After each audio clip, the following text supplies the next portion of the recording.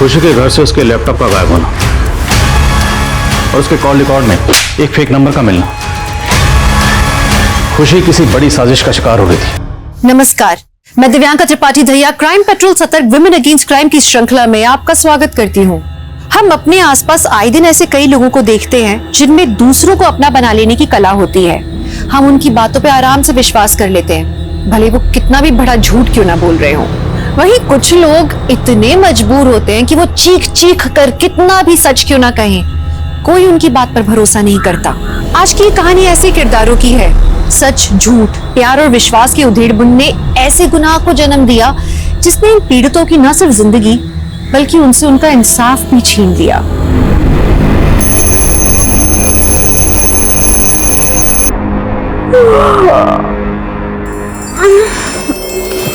Good morning Sunny, चलो wake up. नहीं उठना?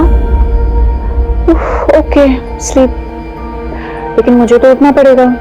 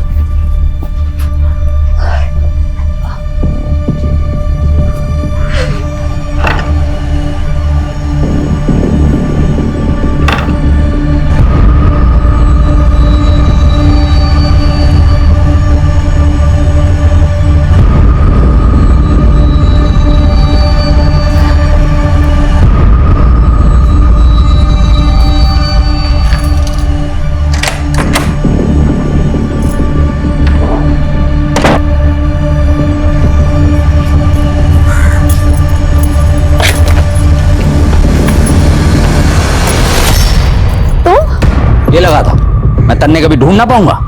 देखो, मैं जानती हूँ तुम्हें पैसे चाहिए, मुझे थोड़ा और वक्त दे दो प्लीज। वक्त मांगने के बाद फिर से भाग गई तो मैं कुछ ना जानूं। मन्ने मेरे पैसे अभी चाहिए। मेरे पास पैसे नहीं है अभी, मुझे बस 2 दिन का वक्त चाहिए, मैं खुद तुम्हें फोन करूंगी। अगर 2 दिन में तेरा फोन ना आया ना तो तीसरे दिन बहुत खलेगा तन्ने। चलता हूं।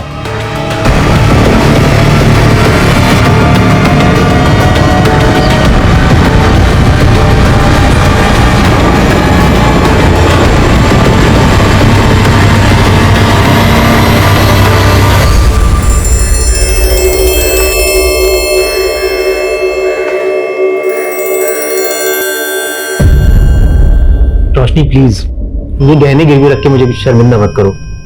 दोस्त हो तुम मेरी, अगर तुम्हें 7 लाख रुपए की जरूरत है वो मैं तुम्हें वैसे भी दे सकता हूँ ना। नहीं विश्वा, प्लीज, अगर मैं तुम्हें पैसे नहीं लौटा पाई सही टाइम पे तो रिश्ते खराब हो सकते हैं। प्लीज तुम ये गहने सिक्योरिटी समझ के रख लो। तुम कह रही हो तो मैं रख लेता हूँ, लेकिन ये तुम्हारी अमानत है। अब देखो, पैसे लौटाने के लिए ज्यादा प्रेशर मत लेना, जब हो आराम से दे देना। ये लो। थैंक यू विश्वा, तुम आज भी बिल्कुल नहीं बदले, पहले जैसे ही हो, बहुत ही हेल्पफुल। बदली तो तुम भी नहीं। शादी कर ली तुमने? मेरी छोड़ो, तुम्हारी मैरिड लाइफ कैसी चल रही है? Are you happy? पर Roshni, I will suggest you something. तुम्हें वो लाइफ में आगे बढ़ जाना चाहिए।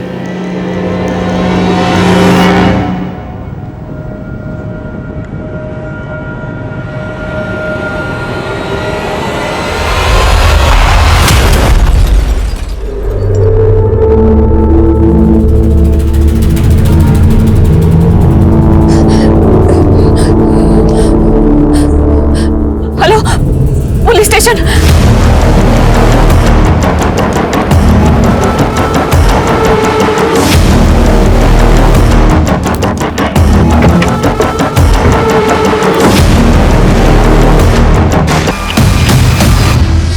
All patrolling team alert, all patrolling team alert. Makrana road से एक व्हाइट कलर की कार में एक आदमी को किडनैप किया गया। चारों तरफ नाकाबंदी तेज कर दो।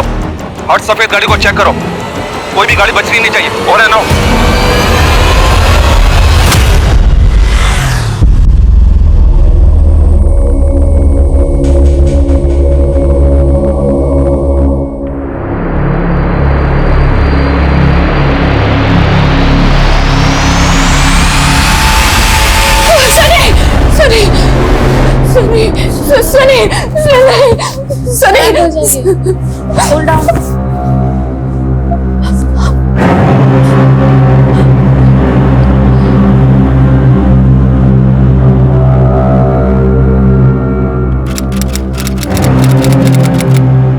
रोशनी जी, किडनैपर्स का तो अभी तक हमें कोई क्लू नहीं मिला है, लेकिन कल अपने हस्बैंड के बारे में आप हमें कुछ भी नहीं बता पाई थी।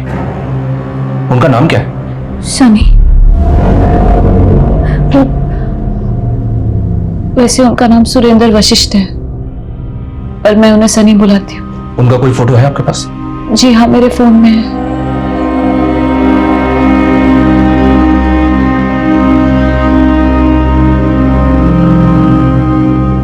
क्या हुआ? फोटोज नहीं मिल रहा। ठीक है, आप उनका मोबाइल नंबर दीजिए। उन्हें मोबाइल रखना पसंद नहीं, कहते हैं मोबाइल ने हमारी जिंदगी अशांत कर दी है। बहुत सरल स्वभाव के हैं सर मेरे हस्बैंड, और किसी ने उन्हें। करते क्या है आपके हस्बैंड? जिग्मा इंटरनेशनल कंपनी में काम करते हैं सर, अक्सर बाहर ही रहते हैं, यूएसए में। कल ही मैं गई थी एयरपोर्ट उन्हें रिसीव करने, और फिर उसके बाद किसी ने उन्हें किडनैप कर लिया। देखिए रोशनी जी, बिना सुरेंद्र के फोटो के हमारे लिए उसे ढूंढना बहुत मुश्किल होगा। अच्छा, आपके घर पे उनका कोई फोटो तो होगा ना?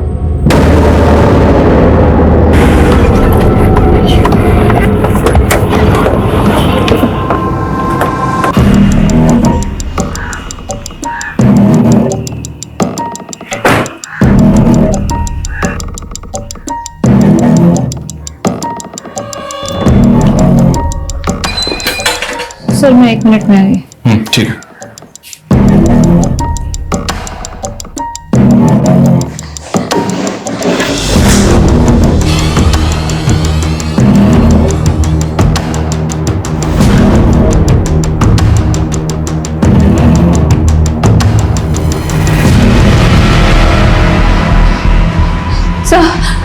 सर ये है मेरे पति का फोटो। और कोई फोटो नहीं है आपके पास? सर बहुत सारी फोटो थी, पर अभी मिल नहीं रही है सर। सर यही फोटो है सर, प्लीज मेरे पति को ढूंढिए सर। हम पूरी कोशिश कर रहे हैं। आपको किसी पे कोई शक है? मेरे पापा, सर मेरे पापा मेरे हस्बैंड को बिल्कुल पसंद नहीं करते थे। बस बहुत होगी तेरी बकवास, अब मैं तेरी एक नहीं सुनने वाला। तेरी शादी उसी लड़के से होगी जिसे मैंने पसंद किया है। पापा मैं सनी से प्यार करती हूँ, अगर आप लोग नहीं माने ना तो मैं सनी के साथ भाग जाऊंगी। फिर मैं अपने घर से भाग गई और मैंने सनी से शादी कर ली। लेकिन आपके हस्बैंड का तो किडनैप हुआ है ना, और आपके 7 लाख रुपए भी लूटे गए। क्या आपको वाकई में ऐसा लगता है कि आपके फादर ऐसा कर सकते हैं? आपको अंदाजा नहीं है मेरे फैमिली वाले क्या क्या कर सकते हैं। आपके पति सुरेंद्र की फैमिली वो कहाँ रहती है? सर सनी अनाथ है, वो बचपन से ही अनाथ आश्रम में पले बढ़े हैं। उनका मेरे अलावा और कोई नहीं है सर, प्लीज उन्हें ढूंढिए सर, प्लीज।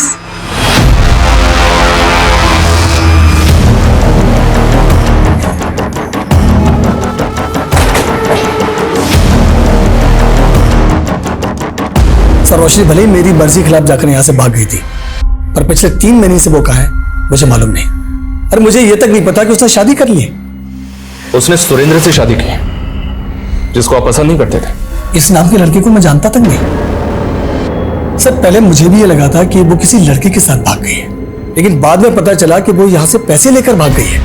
वो पैसे लेकर भाग गई? सर रोशनी एक इंश्योरेंस एजेंट है, उसने अपने 30-35 क्लाइंट का एक डीसी का ग्रुप बनाया था। रोशनी के ग्रुप में तकरीबन हर मेंबर 25,000 रुपए जमा करता था। मेरे ख्याल से 9.5-10 लाख रुपए इकट्ठे हुए थे। वो सारे पैसे लेकर रोशनी भाग गई। कहाँ भगाया अपनी बेटी को? हम लोग का 10 लाख रुपया लेकर भागी है। मुझे नहीं पता कि मेरी बेटी कहाँ है। अरे साफ साफ झूठ बोल रहा है ये। हाँ? जरूर इसी ने अपनी बेटी को छुपाया है।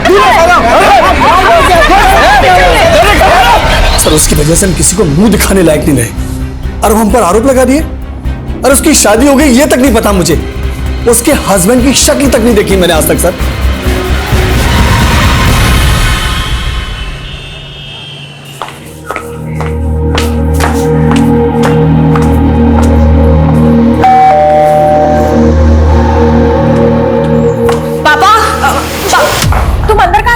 ये घर अभी तक पापा का है, तुम मुझे ऐसे अंदर आने से रोक नहीं सकती हो।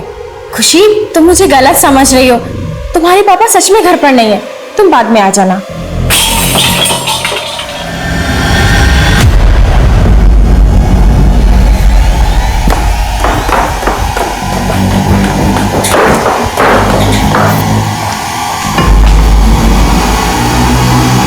पापा, सर रोशनी ने जो अपने पति की कंपनी के बारे में बताया था, जिग्मा इंटरनेशनल, सर मैंने चेक किया है, इस नाम की कोई कंपनी है ही नहीं। और सर उसने जो एड्रेस दिया था वो भी गलत है। रोशनी के फादर ने हमें बताया था कि रोशनी कई लोगों का पैसा लेकर भागी है, और अब रोशनी ने अपने पति के बारे में हमें रॉन्ग इन्फॉर्मेशन दी। सर मुझे तो ये भी डाउट हो रहा है कि इसका हस्बैंड है भी या नहीं। मतलब सर रोशनी यहाँ पे 3 महीने पहले रहने आई, लेकिन उसके आस पड़ोस में किसी ने भी कभी भी उसे अपने पति के साथ नहीं देखा है। सर वैसे दिखने में तो रोशनी नॉर्मल लगती थी, लेकिन पिछले महीने जब मैं उससे रेंट लेने गई तो वो खुद से बड़बड़ा रही थी। पता है सन्नी, आज ना मैंने तुम्हारे लिए तुम्हारा फेवरेट बटर पनीर बनाया है, और उसके बाद ना हम कहीं घूमने चलेंगे। हाँ, अरे निर्मला दीदी आप? हाँ रोशनी, मैं तो रेंट लेने आई थी, पर तुम किसी से बात कर रही थी। अच्छा, ये तो मेरे हस्बैंड ने मुझे दिया है, तो जब भी उनकी याद आती है तो इससे बात कर लेती हूँ। अच्छा, पर हस्बैंड कहाँ है तुम्हारे? लास्ट वीक आने वाले थे ना? उनका एक्सीडेंट हो गया लास्ट वीक, अभी यूएसए में ही है। सर मुझे लगता है कि वो अपने पति को काफी समय पहले खो चुकी है और उसे हेलुसिनेट करती है। नाराज मत हो बेटा। कैसे नाराज ना हूँ पापा? आज मम्मी की बरसी थी, आप पूजा में तो आए नहीं, और ऊपर से उस दमयंती के साथ। बेटा मैं बहुत शर्मिंदा हूँ, पर अगर आप सच में शर्मिंदा है ना पापा, तो अभी के अभी उस दमयंती को छोड़ दीजिए, और तब तक मुझसे बात मत करिएगा। सर मैं किसी का पैसा लेके नहीं भागी थी, बल्कि शादी करने के लिए मुझे मेरे ही घर से भागना पड़ा था, और नई लाइफ शुरू करने के पीछे कुछ पैसे खर्च भी हो गए सर। इसीलिए 7 लाख रुपए उधार लिया था, जो कि उस रात किडनैपर्स ने लूट लिया। लेकिन किडनैपिंग हुई थी, इसका तो अभी तक कोई प्रूफ नहीं मिला, और आपके हस्बैंड हैं, इसका भी कोई प्रूफ नहीं है। ये क्या कह रहे हैं सर आप? जी हाँ, हमने ये भी चेक किया है कि सुरेंद्र नाम के किसी भी आदमी ने उस दिन जयपुर एयरपोर्ट पे लैंड नहीं किया। अपने हस्बैंड के ऑफिस का जो एड्रेस आपने हमें दिया था वो भी गलत था। रोशनी जी, इंक्वायरी में जो सामने आया मैंने आपको बता दिया। मुझे नहीं पता है कि आप ये सब क्यों कर रहे हैं, पर हमें ये सुनने को मिला है कि आपकी दिमागी हालत ठीक नहीं है। वहां मेरे पति मुसीबत में है, हमारे 7 लाख रुपए लूट गए, और आप केस सॉल्व करने की बजाय केस से पल्ला झाड़ रहे हैं। अगर आप वाकई में सच बोल रहे हैं तो बताइए हमें, उस दिन वो 7 लाख रुपए आपने किससे लिए थे? क्या बात कर रहे हैं सर, इतने बजट में तो मैं 50 और कैप्स डाल दूं, थोड़े सस्ते में निपटाइए ना। अबे तो अपना काम कर रहा है।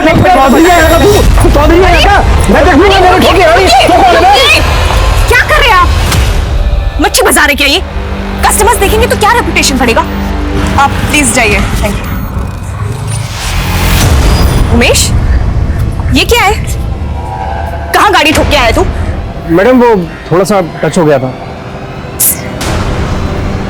ये खून क्या झोल किया है तूने? मैडम खून नहीं है, चटनी है। मैं वो समोसा खा रहा था ना, मैं भी साफ कर देता हूँ।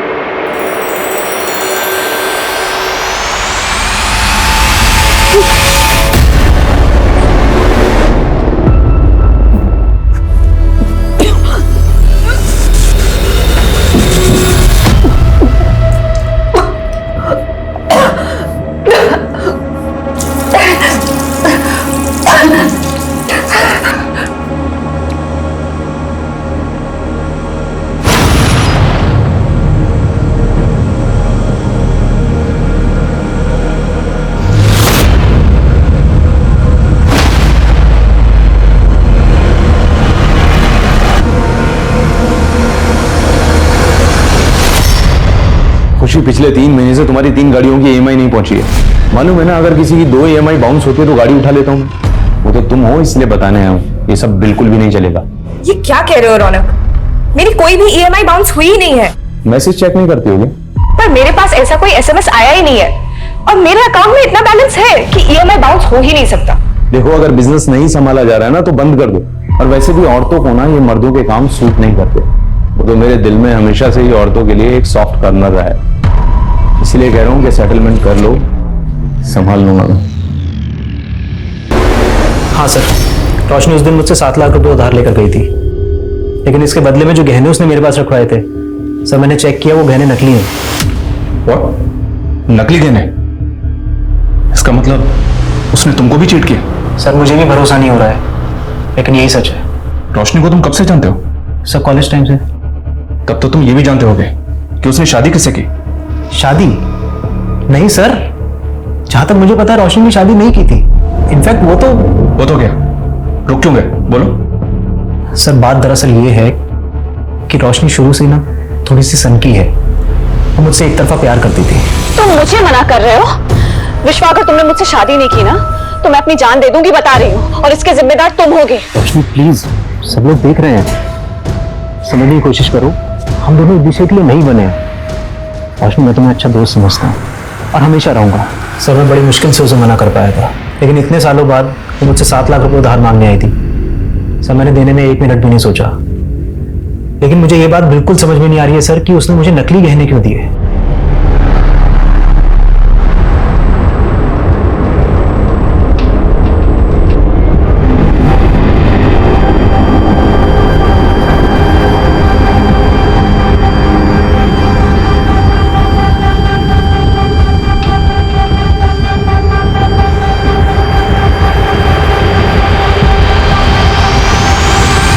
अपना दिमागी संतुलन खो बैठी थी, और अगर उसकी शादी नहीं हुई थी तो उसे प्रेग्नेंट किसने किया? ये तो साफ था कि रोशनी की जिंदगी में कोई आदमी था, लेकिन वो उसका पति था या नहीं ये कभी साफ नहीं हो पाया। रोशनी चीखती रही कि उसके पति को किडनैप किया गया, उसकी जान खतरे में, और किसी ने उसकी बात नहीं सुनी।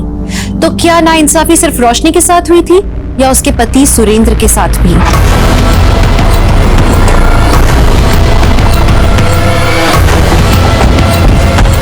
चलिए हटिए, पीछे हटिए, पीछे हो जाइए, चलो पीछे हो जाओ, पीछे हो जाओ, चलिए पीछे हटिए, पीछे हटिए।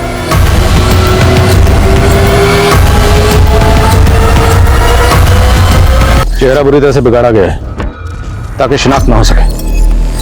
बॉडी को पोस्टमार्टम के लिए भेजो सर। और मिसिंग कंप्लेंट स्कैन करो ताकि शिनाख्त की लीड मिल सके। सर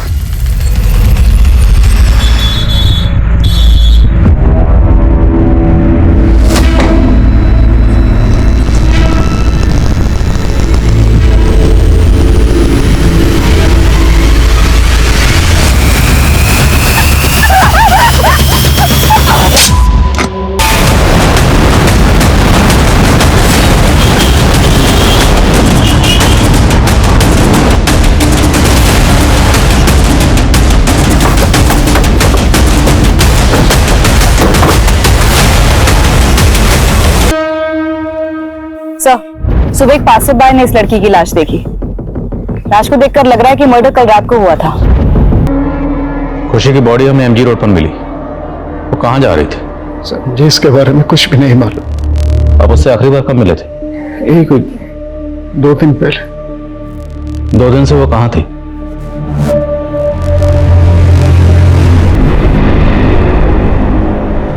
सो अपने घर पर थी। अपने घर मतलब? वो यहाँ आपके साथ नहीं रहती थी? सर दरअसल खुशी का कैब सर्विस का बिजनेस था और उसका ऑफिस जो है वो सिद्धार्थ नगर में था। अब यहाँ से सिद्धार्थ नगर जाने में उसको देरी होती थी, तो इसलिए वो वहाँ अकेले रहने लग गई। खुशी का किसी से कोई झगड़ा या कोई दुश्मनी? कभी बातों बातों में किसी का जिक्र किया उसने आपसे? नहीं सर मेरी तो समझ में ये नहीं आ रहा कि अचानक से कैसे किसी को। ये कैब खुशी की कैब सर्विस कंपनी वाली कैब है। हत्या वाले दिन एमजी रोड के एक सीसीटीवी में कैप्चर हुई है, जहां से कुछ ही दूरी पर हमें खुशी की लाश मिली थी।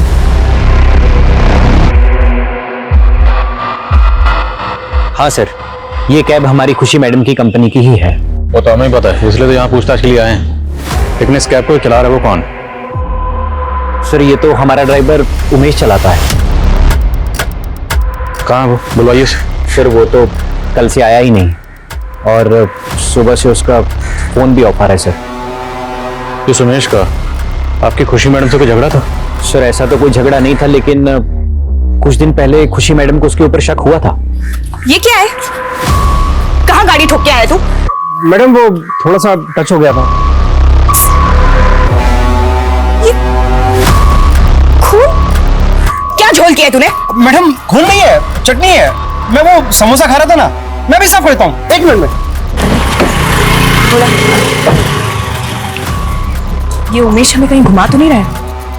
पता नहीं कोई झोल करके आया हो तो देने के देने पड़ जाएंगे। पता करो कि ये कैब कहाँ लेके गया था। सर ऐसा तो कुछ मुझे पता नहीं चला था उमेश के बारे में, पर हाँ सर हो सकता है कि उमेश ने कोई झोल किया हो जिसके बारे में खुशी मैडम को पता लग गया हो और इसलिए उसने खुशी मैडम के साथ।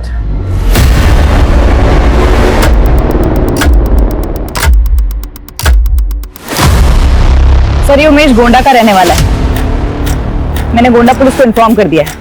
और खुशी को शक था कि इस उमेश ने कैब में कोई क्राइम किया होगा। पता लगाओ क्या ये किसी तरह की क्रिमिनल एक्टिविटीज में इन्वॉल्व है। उस कैब का पता लगाओ, हो सकता है उमेश ने उस कैब को कहीं डंप किया हो।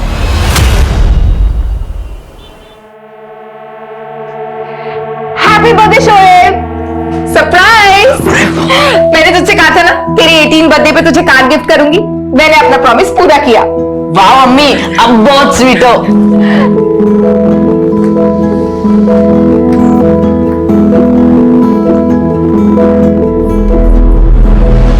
अम्मी, अम्मी ये तो पुरानी कार है। हाँ बस 1-2 साल, तू इसको चला के ड्राइविंग में अपना हाथ तो साफ कर ले, फिर नई दिलवा दूंगी। Happy birthday. अब्बू, अब्बू देखिए ना, बर्थडे के दिन भी अम्मी ने मुझे पुरानी कार दी। सोहेल, कार तो आखिर कार होती है। अब आप हमें ही देखिए, हम आपके लिए सिर्फ ये छोटा सा तोहफा लेकर आए। लीजिए, आपकी अम्मी के तोहफे के आगे तो ये कुछ भी नहीं। वाह अब्बू, आपने जो भी दिया कम से कम नया तो दिया। आपका गिफ्ट अम्मी से भी बेहतर है। थैंक यू अब्बू। सर मैंने खुशी की कॉल डिटेल्स चेक की, उसमें एक रौनक नाम के आदमी का नंबर मिला है। पता करो ये रौनक कौन है और इसका खुशी के साथ क्या कनेक्शन है। सर रौनक तो एक फाइनेंस कंपनी में रिकवरी एजेंट है और खुशी मैडम ने उसकी फाइनेंस कंपनी से अपनी कई सारी कैब्स फाइनेंस करवाई। तो रौनक का खुशी के साथ पैसों को लेकर कभी कोई झगड़ा हुआ? पर मेरे पास ऐसा कोई एसएमएस आया ही नहीं है और मेरे अकाउंट में इतना बैलेंस है कि ईएमआई बाउंस हो ही नहीं सकता। देखो अगर बिजनेस नहीं संभाला जा रहा है ना तो बंद कर दो। और वैसे भी औरतों को ना ये मर्दों के काम सूट नहीं करते, इसलिए कह रहा हूँ कि सेटलमेंट कर लो, संभाल लूंगा मैं। हिम्मत कैसे हुई मुझे छूने की? तूने मुझे चाटा मारा, तुझे। बिजनेस करेगी ना तू देख अब मैं क्या करता हूं। छोड़ूंगा नहीं तुझे। इस रौनक का उमेश से भी कोई कनेक्शन है? सर कह नहीं सकता। आप तो बहुत शातिर निकले। क्यों बोला? मेरे बेटे को भी अब आपने अपना बना लिया। आपको जलन हो रही है क्या? नहीं, खुशी हो रही है। सॉरी, मैं गलती से आ गया।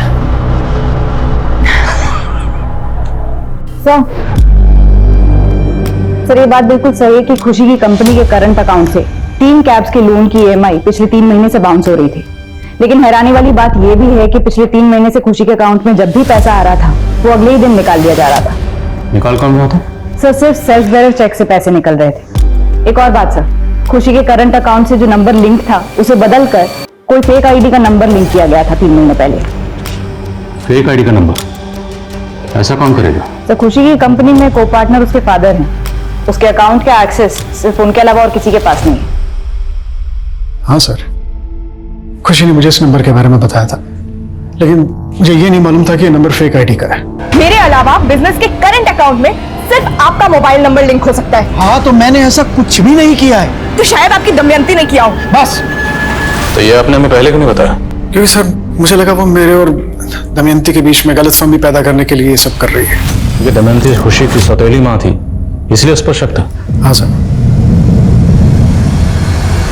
तू टेंशन मत ले, वो कैब का बिजनेस ले दे के लोकेश के हाथ में आने वाला है। पर दीदी उन्हें तो बिजनेस करना ही नहीं है। वही तो, वो बिजनेस तो हम दोनों को संभालना है। लेकिन तू ज्यादा जल्दबाजी मत कर। तुझे पता है ना, पुलिस सबसे पहले शक करीबी रिश्तेदारों पर ही करती है।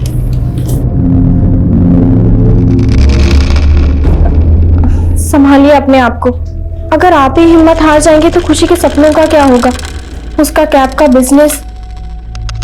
काश मैंने खुशी की बात पर भरोसा करके वो सब पता करा लिया होगा।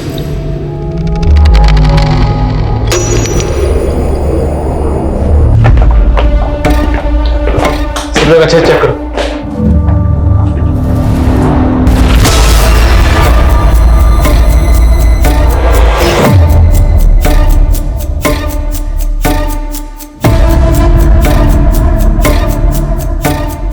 लैपटॉप का चार्जर है, लैपटॉप नहीं है। हाँ तो लैपटॉप गायब किया गया है। सर, यहाँ कुछ भी सस्पिशियस नहीं मिल रहा है। पता करो खुशी के अलावा यहाँ और किसके इसका आना जाना था, और खुशी के सोशल मीडिया अकाउंट खंगालो। Sir, excuse me sir. Hello sir, Umesh की इंफॉर्मेशन मिली है। यूपी के उन्नाव में छुपा हुआ है अपने चाचा के यहाँ।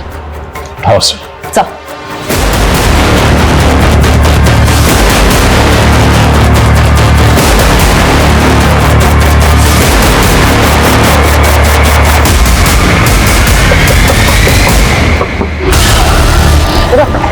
मैडम पकड़ो इसे। ये चलो।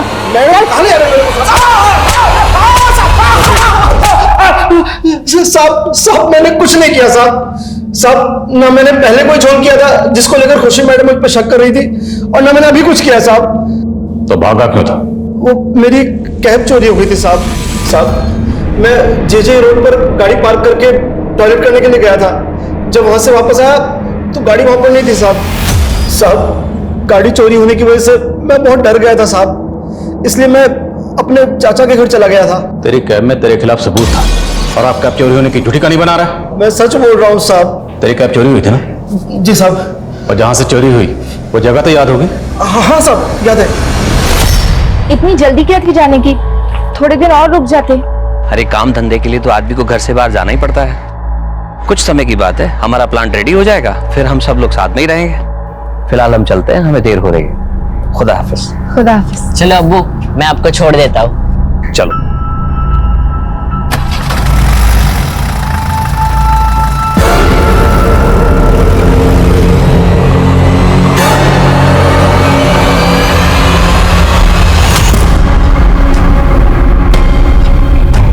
मैडम मैंने यही खड़ी की थी कैब, यहीं से चोरी हुई थी।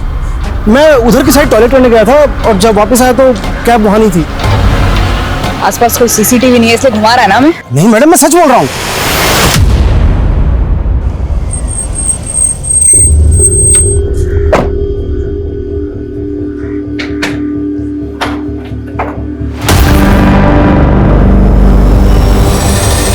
अम्मी, ये आदमी क्यों आया था यहाँ पे? सोहेल, तमीज से बात कर। चाचा जाने वो तेरे। उन्होंने अब्बू की तो इज्जत नहीं की कभी, और आप? सर, उमेश अभी भी वहीं का वही है, और रौनक पर कोई लीड नहीं मिल रही है। रौनक लखनऊ का रहने वाला है, और उसकी फैमिली का कहना है कि खुशी के मर्डर से पहले से ही रौनक उनसे टच में नहीं था। तुमने बताया था कि रौनक का फोन खुशी के कत्ल से पहले ही बंद हो गया था, राइट? राइट। फोन बंद कहाँ हुआ था? और रौनक सेम एज ग्रुप का। सर, अगर वो लाश रौनक की है तो इसका मतलब रौनक का मर्डर खुशी के मर्डर से पहले हो गया था। फिलहाल पहले ये कंफर्म करते हैं कि वो लाश रौनक की है या नहीं। लखनऊ से उसकी फैमिली को बुलवा। सर मैं खुशी की सीडीआर फिर से चेक की, उसमें एक नंबर ऐसे मिला है जो फेक आईडी पे लिया गया था, जिस नंबर से। ये नंबर पहले विजयनगर में एक्टिव था, लेकिन अब बंद आ रहा है। विजयनगर? वहाँ तो खुशी के फादर रहते हैं। हाँ सर, और खुशी के फादर का साला कांता वो भी वहाँ पे रहता है। खुशी के मर्डर से पहले कांता अपनी बहन दमयंती से काफी टच में था, और सर खुशी की कांता और दमयंती से बिल्कुल नहीं बनती थी। बुलाओ इस कांता को। सर वो दीदी है मेरी, तो मैं तुमसे मिलने जाऊंगा ही ना। तुम्हारी दीदी ने एक ऐसे शख्स से शादी की जो तुम्हारी दीदी से उम्र में बड़ा है, पहले से शादीशुदा है, और एक जवान बेटी का बाप है। क्यों? जाहिर सी बात है, तेरी दीदी की नजर उसके बिजनेस और उसके पैसे पर रही होगी। सर साहब, आप जो समझ रहे हैं वो गलत है, और सर जो आप बोल रहे हैं वो उसका सबूत क्या है आपके पास? वक्त आने दे, सबूत भी पेश करेंगे। तू और तेरी बहन दोनों हमारे रडार में है, गलती से भी कहीं भागने की कोशिश मत करना।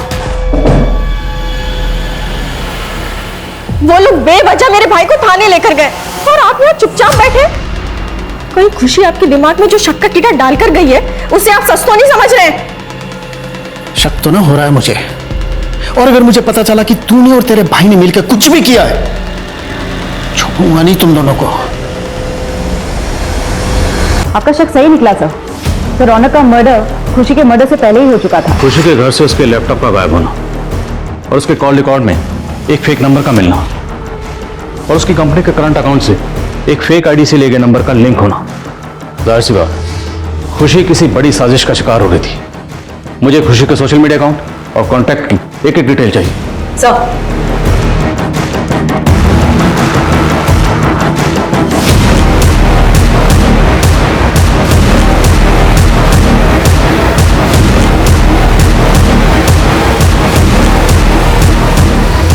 अम्मी, कल सुबह से अब्बू का फोन नहीं लग रहा है। आप इतनी इत्मीनान से कैसे बैठ सकती है? तेरे अब्बू कोई बच्चे नहीं है, किसी काम में फंस गए होंगे, तू इतनी फिक्र मत कर। सही, खुशी के कांटेक्ट में मौजूद सभी सस्पिशियस लोगों की फोटोज हैं। इनमें से ज्यादातर लोगों से हमारी बात हो चुकी है।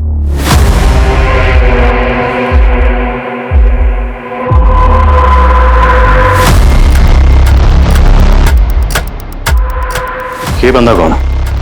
इसकी क्लियर पिक्चर है? नहीं सर, ये इकलौता फोटो है। इनफैक्ट अभी तक हम इसकी पहचान भी नहीं कर पाए हैं, इसलिए सबसे ज्यादा शक हमें इसी पर है। पुलिस ने खुशी के मर्डर का मोटिव रखने वाले सभी सस्पेक्ट्स को खंगाल लिया था, लेकिन ये हत्या इतनी शातिर ढंग से की गई थी कि कातिल के खिलाफ कोई सबूत ही नहीं मिल रहे थे। देखते ही देखते खुशी मर्डर केस के 6 महीने बीत गए। ठंडे बस्ते में चला गया ये केस। अखबारों में भी इसका कोई जिक्र नहीं था और पुलिस के लिए ये केस अनसॉल्व्ड केसेस की फहरिस्त में शामिल हो गया।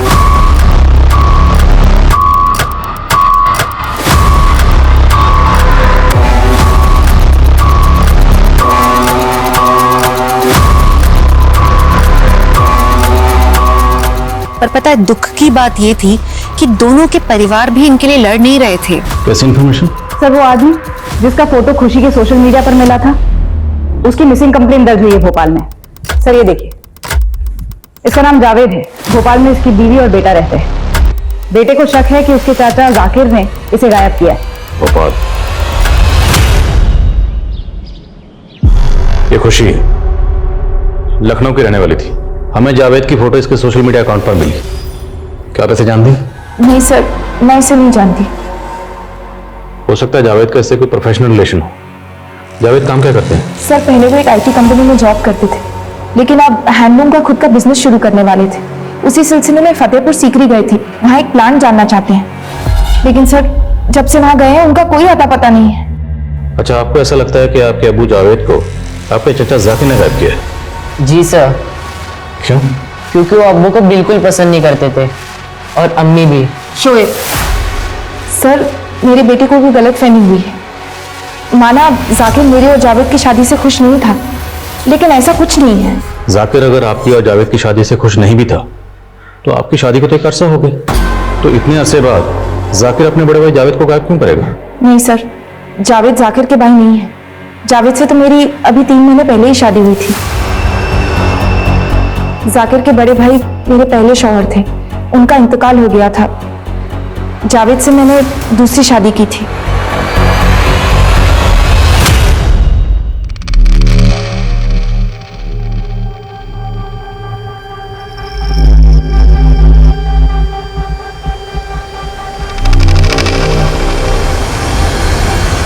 तो तन्वी ने जिस आईटी कंपनी के बारे में बताया था, मैंने वहां पता किया।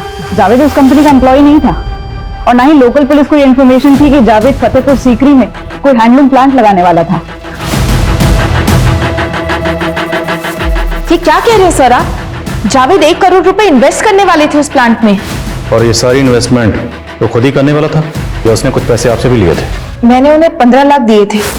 वो आईटी कंपनी का जॉब छोड़कर अपना खुद का बिजनेस शुरू करने वाले। वो किसी आईटी वाईटी कंपनी में काम नहीं करता था। झूठ बोला उसने आपसे। आप उसके कांटेक्ट में कैसे जो आपने उससे शादी कर ली? एक मैट्रिमोनियल साइट पे टच में आए थे हम लोग। आपस में चैट करके अच्छा लगा तो मिलने का फैसला किया। मैं एक आईटी कंपनी में इंजीनियर हूँ। 50 लाख रुपए का एनुअल पैकेज है मेरा। लेकिन मेरी पहली पत्नी सिर्फ मेरे पैसों से प्यार करती थी, मुझसे नहीं। मेरी लाख कोशिशों के बावजूद मैं उसमें सच्चा प्यार ढूंढ नहीं पाया और हम अलग हो गए। और एक मुलाकात में ही आप उससे इतनी मुतासिर हो गई कि बिना उसकी बैकग्राउंड चेक की आपने उससे शादी कर ली। सपने में भी नहीं सोच सकती थी जावेद मुझे इतना बड़ा धोखा देंगे।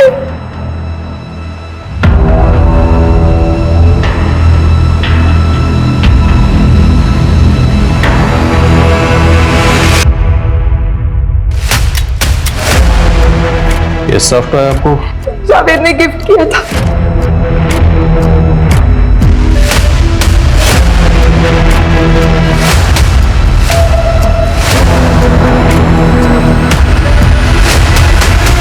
सर, ये खुशी भी एक मैट्रिमोनियल वेबसाइट पर एक्टिव थी। इस वेबसाइट पर ये एक नकुल नाम के लड़के से कांटेक्ट में थी। ये नकुल की प्रोफाइल है। मतलब तकरीबन 9 महीने पहले ये खुशी की जिंदगी में आया नकुल बन के, खुशी के साथ 3 महीने रहा, ये तन्वी की जिंदगी में आया जावेद बन के। तन्वी को 15 लाख का चूना लगाकर फरार हो गया। और तन्वी के केस में उसके पैसे गायब हुए। पहले तो इसने खुशी के साथ भी किया होगा, याद है? खुशी की कंपनी का करंट अकाउंट पूरा का पूरा साफ हो गया था, इसने किया होगा। इसकी फोटो सभी पुलिस हेडक्वार्टर में सर्कुलेट करो और चेक करो, इसने और बहुत से फेक प्रोफाइल्स बनाए होंगे। सर,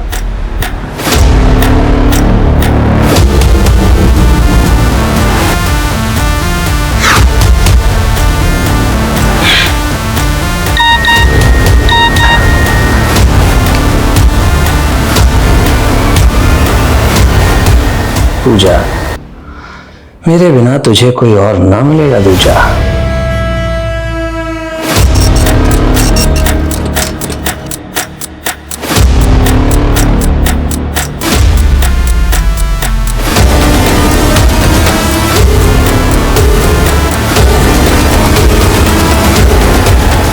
तकरीबन 1.5 साल पहले रोशनी ने सुसाइड किया। पोस्टमार्टम के बाद पता चला कि वो मौत के वक्त प्रेग्नेंट थी। उसकी डेथ के बाद हमें रियलाइज हुआ कि रोशनी की बात ना मानना हमारी सबसे बड़ी भूल थी।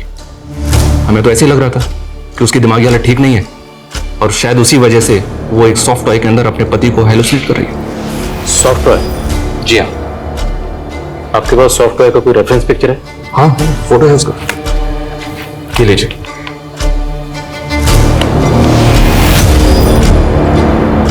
हमें यह भी पता चला कि रोशनी सुसाइड से पहले हरियाणा के रेवाड़ी इलाके में गई थी। इंक्वायरी की तो पता चला कि वो अपने पति की तलाश में वहां एक घर में गई थी। सुरेंद्र कहाँ है? सुरेंद्र? मैं किसी सुरेंद्र को नहीं जानता। फिर हमें पता चला कि एक आदमी ने रोशनी को गलत इंफॉर्मेशन दी थी कि वहां उसके पति के दूर के रिश्तेदार रहते हैं। हमने वहां भी इंक्वायरी की पर कुछ मिला नहीं। तो मैंने पता किया, ये सॉफ्टवेयर टर्टल ब्रांड का एक्सक्लूसिव प्रोडक्ट है जो सिर्फ उनके ऑनलाइन पोर्टल पर परचेज के लिए अवेलेबल है। इनके करोड़ों कस्टमर्स हैं सर। इस जरिए से तो उस आदमी तक पहुंचना नामुमकिन लग रहा है। ये भले ही कोई शातिर खिलाड़ी है जो अलग अलग लड़कियों को अपना शिकार बनाता है। आई एम श्योर ये इस वक्त भी किसी न किसी लड़की को अपना शिकार बना रहा होगा, पर हमें इसके लिए कुछ ऐसा जाल बिछाना है कि शिकारी खुद अपने जाल में फंसे। This is for you. Thank you. Pooja, will you marry me? Yes. Sir,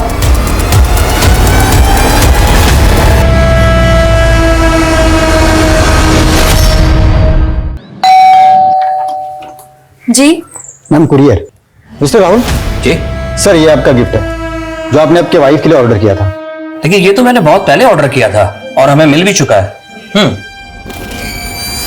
ये आपकी इस वाइफ के लिए नहीं, अगली वाइफ के लिए, मतलब आपके अगले शिकार के लिए।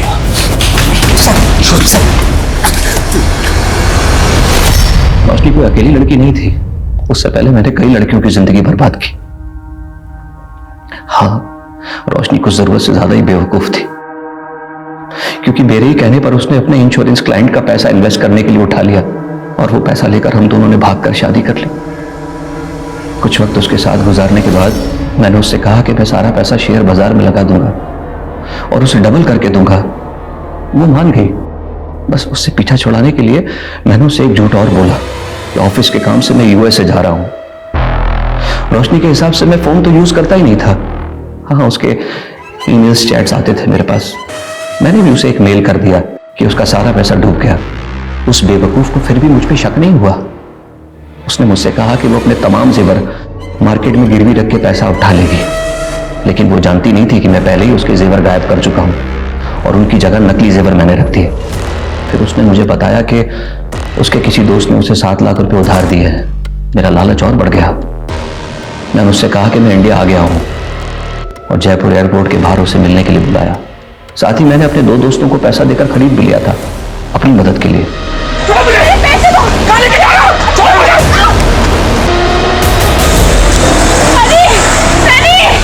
तूने रोशनी को जिंदा छोड़ दिया, लेकिन खुशी को क्यों मारा? उसे मारने का कोई इरादा नहीं था मेरा। वो तो मेरे काम की कौड़ी थी। पहला वो अपने घर से अलग रहती थी और दूसरा उसके फादर से उसकी बनती नहीं थी। खुशी तुम्हें लगता है वो हाँ करेंगे? मुझे किसी के हाँ की जरूरत नहीं है नकुल। एक बार मेरा बिजनेस सेट हो जाए, उसके बाद हम शादी कर लेंगे। और फिर ना, एक मिनट अर्जेंट है। एक दिन मौका पाकर मैंने उसकी नेट बैंकिंग का पासवर्ड और तमाम जरूरी डिटेल्स निकाल ली और उसका फोन नंबर हटाकर अपना नंबर लिंक कर दिया। और फिर धीरे धीरे मैं उसके अकाउंट को खाली करता रहा।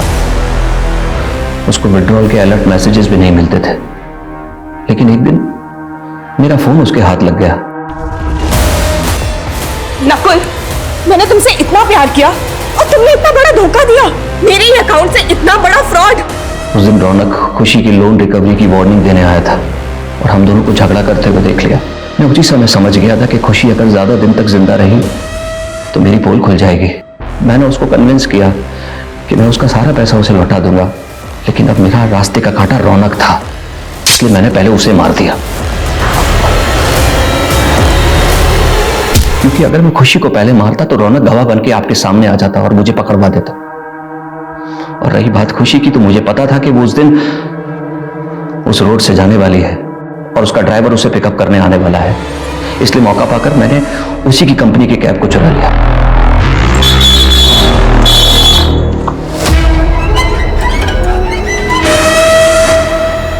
सर, मेरी एक गर्लफ्रेंड थी सिमरन। बहुत प्यार करता था मैं उससे। और एक दिन मैंने उसे शादी का प्रपोजल दिया तो मेरा मजाक उड़ाया उसने और मेरे हाथ में एक डॉल थमा दी और कहा कि मैं उससे शादी कर लूं। यहां लगी मेरे यहां। उस दिन से मुझे लड़कियों से नफरत हो गई। मेरा मजाक उड़ाकर डॉल दी थी ना, मैंने कसम खाई कि इनके हाथ में गुड्डा थमा के इनकी जिंदगी बर्बाद कर दूंगा। Con man, but now you are con man. इधर उधर की हवा बहुत खाली, अब जरा जेल की हवा खाओ। हम सब शादी को बहुत अहमियत देते हैं। जीवन साथी की तलाश को लेकर हम सबको यही सलाह देते हैं कि सतर्क रहें, क्योंकि एक गलत फैसला बहुत बुरा अंजाम दे सकता है। लेकिन फिर भी कई रिश्ते सफल नहीं होते। वो ऐसे गुनाहों की सूली चढ़ जाते हैं जिसमें रोशनी और खुशी जैसी लड़कियां अपनी जान गंवा देती हैं। मेरे कहने का मतलब है कि ऊपरी आवरण का चकाचौंध धोखे भरा भी हो सकता है। किसी से रिश्ता जोड़ने से पहले आंखें मूंद के आप भरोसा न करें, क्योंकि कुछ निर्णय पछताने तक का मौका नहीं देते। तो आपके उज्जवल भविष्य की आशा के साथ मैं दिव्यांका त्रिपाठी दहिया लेती हूँ आपसे विदा। फिर मिलूंगी एक नए केस के साथ। तब तक देखते रहिए क्राइम पेट्रोल सतर्क, वुमेन अगेंस्ट क्राइम। एक औरत पर वार, अब हर औरत का भार। जय हिंद। नमस्कार, मैं दिव्यांका त्रिपाठी दहिया क्राइम पेट्रोल सतर्क वुमेन अगेंस्ट क्राइम की इस श्रृंखला में आपका स्वागत करती हूँ। धैर्य समय और उम्मीद से बना हुआ वो बांध है जिसके टूटने का खतरा हमेशा ही बना रहता है। लेकिन जिंदगी में कभी कभी ऐसे मौके आते हैं जब हमारे पास धैर्य के अलावा और कुछ नहीं होता। कुछ ऐसा ही हो रहा था हमारी आज की कहानी में एक पिता के साथ। 20 साल पहले हुए हादसे की सच्चाई जानने के लिए इस पिता ने 20 साल का लंबा इंतजार किया। 20 साल सुनने में ही कितने लंबे लगते हैं। सोचिए, इंसाफ के लिए ये 20 साल, धैर्य के लिए ये 20 साल एक पिता के लिए कितने ज्यादा लंबे रहे होंगे।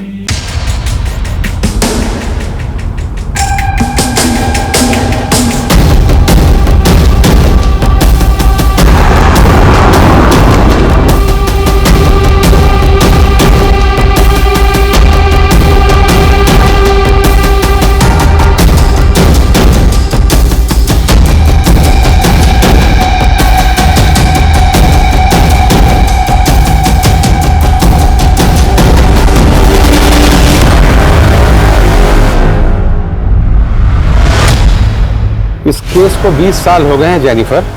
इस बार कहां से शुरू करना है? योर ऑनर, फाइल नंबर 1 से। इस केस को उसके अंत तक पहुंचाने के लिए हमें शुरू से शुरू करना पड़ेगा। कौन थी निधि रस्तोगी?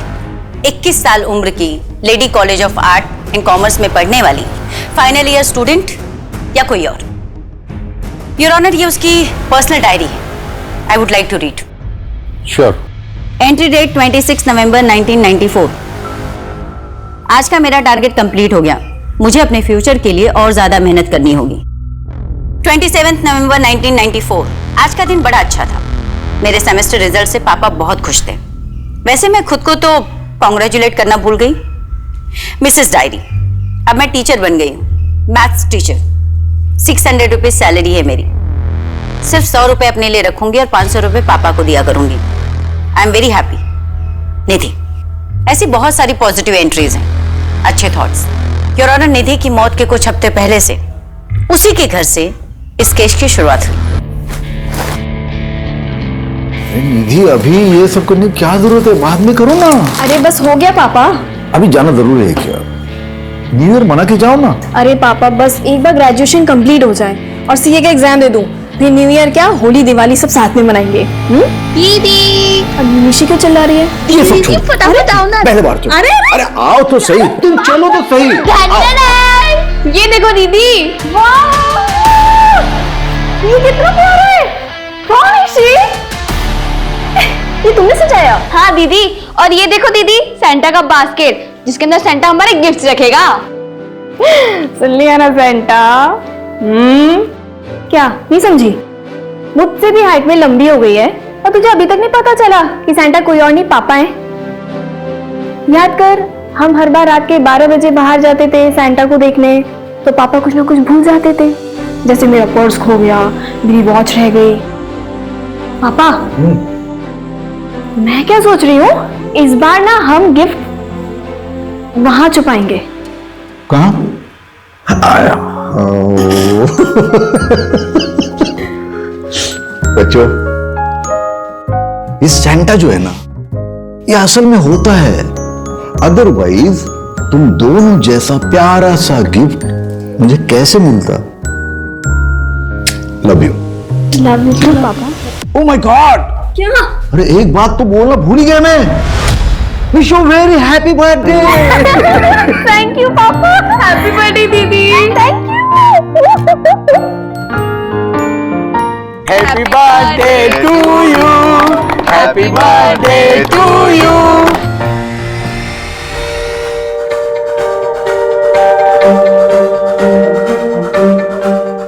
निधि की पढ़ाई लिखाई में तो बहुत खर्च होता होगा ना, क्योंकि पंजिम के अच्छे कॉलेज में पढ़ती है ये। मेरा कोई खर्च नहीं होता, उल्टा 600 रुपए हर महीने निधि मुझे भेजती है। 600 रुपया हर महीने? किस बात के? वो क्या है, निधि जिस कॉलेज में पढ़ती है ना, उनका एक स्कूल भी है, तो वहाँ की मैथ्स की जो टीचर है वो 6 महीने के लिए छुट्टी पे गई हुई है। और निधि का मैथ्स तो तुमको पता है, 99 से नीचे कभी लाया नहीं उसने, तो उन स्कूल वालों ने इसे ऑफर दिया ट्यूशन के लिए। अब नेक्स्ट महीने से कराटे भी सिखाएगी, मतलब सैलरी होगी 1000 रुपया महीना।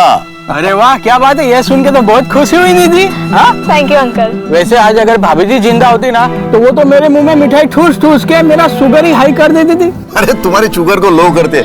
आओ वाइन पीते। हाँ चलो चलो।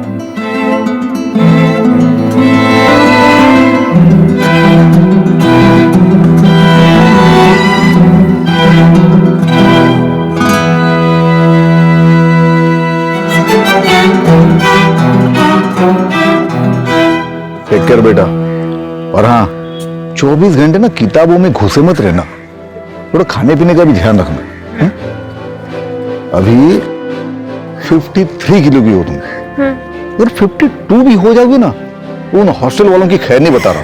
55 की हो जाऊंगी बस। अरे वो इतना भी खाने पीने का ध्यान मत रखना, पढ़ाई पे कॉन्सेंट्रेट करना, पढ़ाई मन लगा के करना। और हाँ, wish you very happy new year in advance. Happy new year in advance पापा। Happy new year happy new year. और हाँ, फोन जरूर करना। हर साल अपने क्लास में आने वाली टॉपर, एक माहिर कराटे फाइटर, और उससे भी कहीं ज्यादा हैप्पी गो लकी, एक खुश मिजाज लड़की। योर ऑनर, अगर आज वो जिंदा होती तो उसकी कहानी कुछ और होती, पर अक्सर देखा गया है कि सबसे ज्यादा ब्राइट चमकने वाला हीरा किसी ना किसी की आंख में खटकते रहता है। निधि के साथ भी वैसा ही कुछ। 1 2 3 4। हाँ हाँ हाँ हाँ, और ऊपर हाँ। तो आज हम क्लास यहीं पे एंड करते हैं। कल हम शाम को 5 बजे मिलेंगे, 5 PM sharp. Okay? Thank you ma'am. Thank you. Hi Nidhi, काफी अच्छा फीडबैक है तुम्हारा, स्टूडेंट्स भी तुम्हें काफी पसंद करने लगे। एक बार अपनी पढ़ाई पूरी कर लो, उसके बाद मैं तुम्हें as senior math teacher promote करवा दूंगा, सैलरी भी अच्छी होगी, साथ में अपना बीएड भी कर लेना। Thank you very much sir. अरे थैंक यू की कोई बात नहीं, यू डिजर्व इट। अच्छा, तुम्हारे पास मेरा लैंडलाइन नंबर है, कोई भी काम हो कॉल मी एनी टाइम, दिन हो या रात, सोचना मत, just come to my home. Take care. Take care sir. मेरा सामान किसने फेंका? मैंने। जानवी, तुम्हारा प्रॉब्लम क्या है? प्रॉब्लम है ना तू है।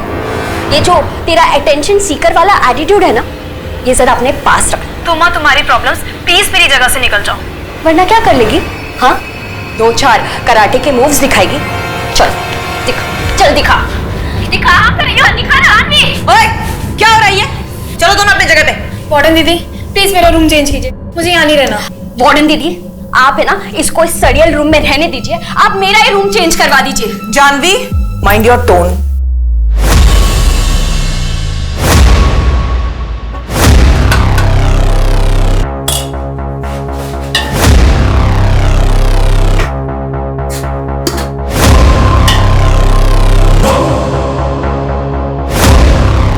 जया, ये जानवी ना मुझे बहुत इरिटेट कर रही है। क्यों इसके मुंह लग रही है? इग्नोर कर, तू बस अपने एग्जाम्स पर ध्यान दे।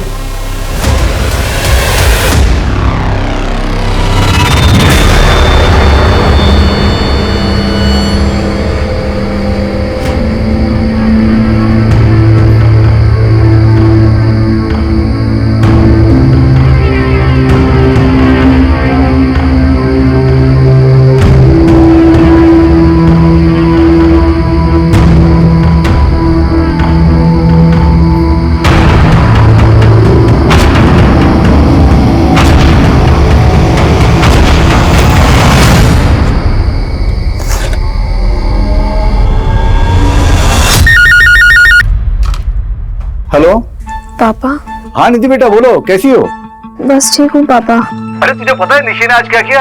अरे रास्ते पर से कुत्ते का बच्चा घर पे लेके आई, फिर उसको लाख समझाया, उसके बाद वापस छोड़ के आई। वो अभी रूठ के बैठी है, बोलती खाना नहीं खाएगी। निधि, तू पक्का ठीक तो है ना बेटा?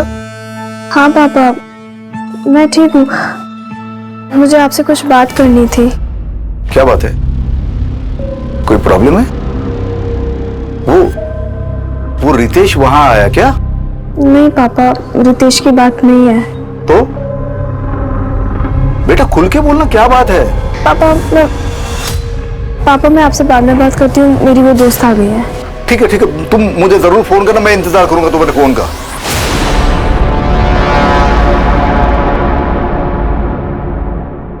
लेकिन निधि का कॉल आया नहीं। अपनी बेटी के साथ हुआ ये फोन कॉल उन दोनों के बीच का आखिरी फोन कॉल था।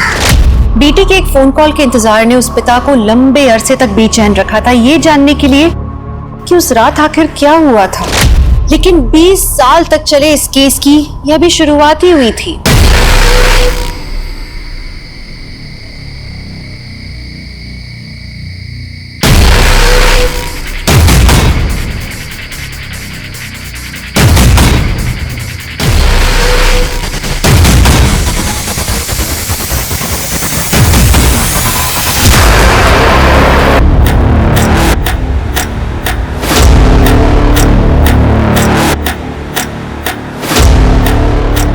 सर फोन आया था, कुछ सामान बिखरा हुआ है और लड़की सुबह से गायब है। सारे हॉस्टल को अच्छे से चेक करो। सर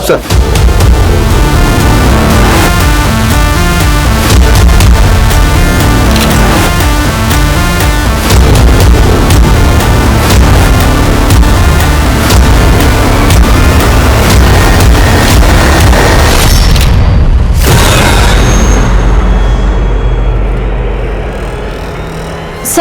ये चप्पल तो निधि की है। उधर पूरा कमरा अच्छे से चेक करो।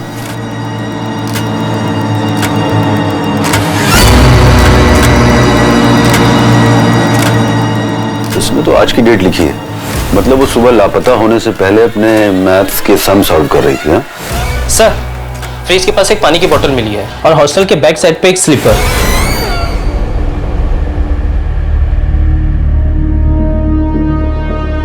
सर यहाँ मिली है चप्पल।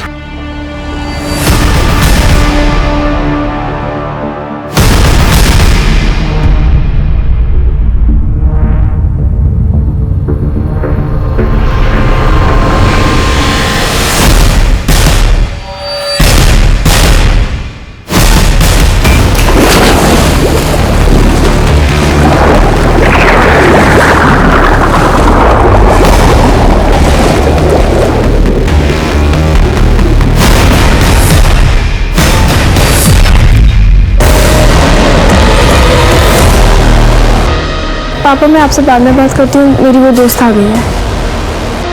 निधि, क्या हुआ यार? तू बहुत परेशान लग रही है। नहीं बस सब ठीक है। क्या बात है, तेरी आंखें क्यों भरी हुई है? पता नहीं यार, मुझे मेरी तबीयत कुछ सही नहीं लग रही। सोच रही कुछ दिनों के लिए घर चली जाऊं। Prosecution witness number 4 Jaya D'Souza, Nidhi की रूममेट और उसकी काफी अच्छी दोस्त। एग्जिबिट नंबर 13 पेज 3 पैरा 5 में दिए हुए उसके स्टेटमेंट के हिसाब से निधि अपनी मौत के 2-3 दिन पहले से काफी अपसेट दिख रही थी। योर ऑनर, हॉस्टल के सारे स्टाफ और स्टूडेंट्स के स्टेटमेंट एग्जिबिट नंबर 13 से एग्जिबिट नंबर 22 के बीच में।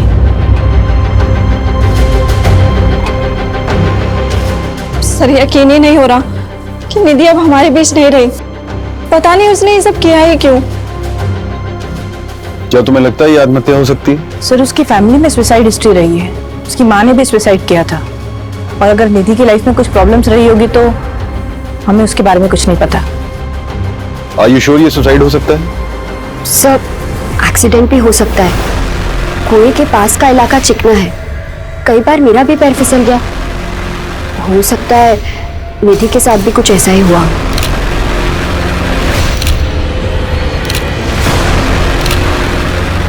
और ये गले के मार्क्स का पिक्चर लेना।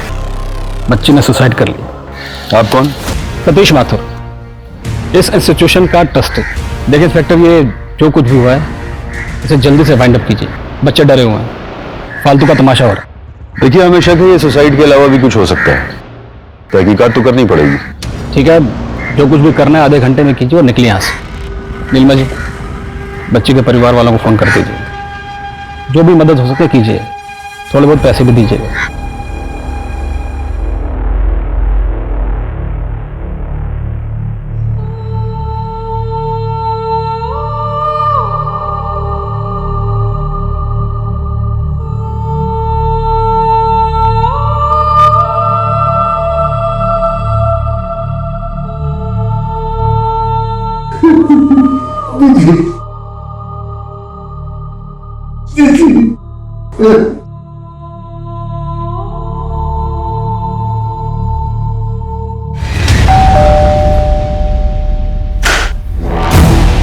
एसपी सर ने बुलाया है। हाँ प्रमोद।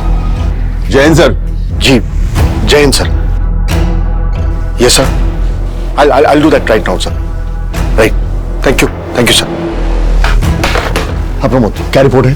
सर आत्महत्या का मामला है। लड़की ने कुएं में कूदकर अपनी जान दी है। किसी बात को लेकर डिस्टर्ब थी, कोई personal issue, may be exam का प्रेशर या फिर किसी लड़के का चक्कर। पोस्टमार्टम रिपोर्ट क्या कहती है? Same sir, suicide, no foul play. लड़की की बॉडी उसके घर वालों को पहुंचा दी है। Good job. ये केस को जल्दी सॉल्व करना हमारे लिए बहुत जरूरी था, बहुत प्रेशर है सर। अब एक काम करो, केस को क्लोज करो और कोर्ट का डेट ले लो। सर लेकिन ये कैसे पॉसिबल है बताइए? It's not possible sir. ये लोग क्या बोल रहे हैं कि मेरी बेटी ने आत्महत्या की? ये पॉसिबल नहीं है।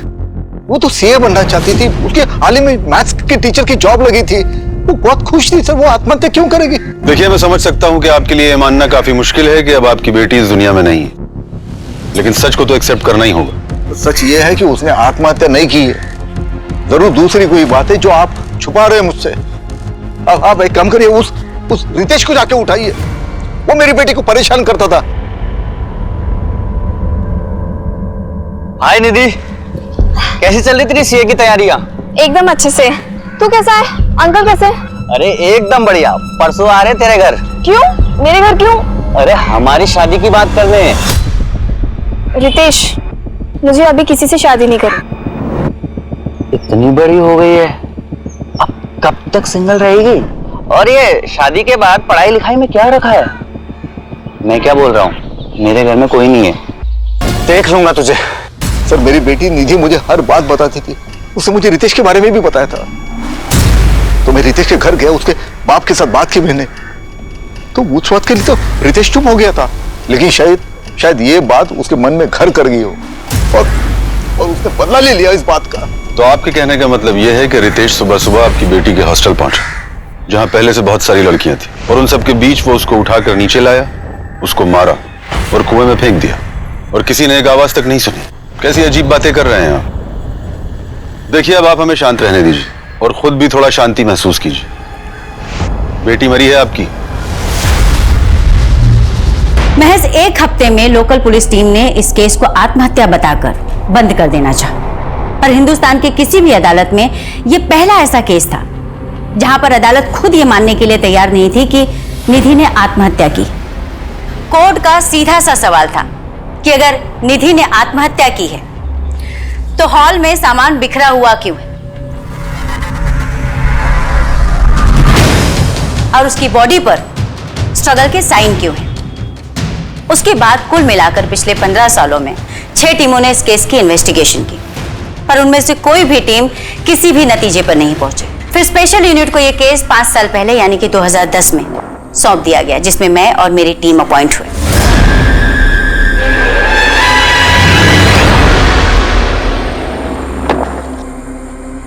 मैम, अब तक 6 टीम ने इस केस को सुसाइड बताया है और सबने रिक्वेस्ट की है कि इस केस को क्लोज कर दिया जाए। लेकिन 7वीं टीम का ऐसा कोई इरादा नहीं। 19 जन 1995 ये वही दिन है ना जिस दिन कुएं से निधि की डेड बॉडी मिली थी? Right ma'am.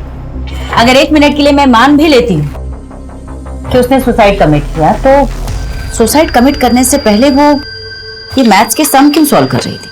मैम, ये रही उसकी डायरी। मैथ्यू, मैं डायरी पढ़ चुकी हूँ। उसकी डायरी के एक भी पेज को देखकर ऐसा नहीं लगता कि वो सैड थी या सुसाइडल टेंडेंसी की थी।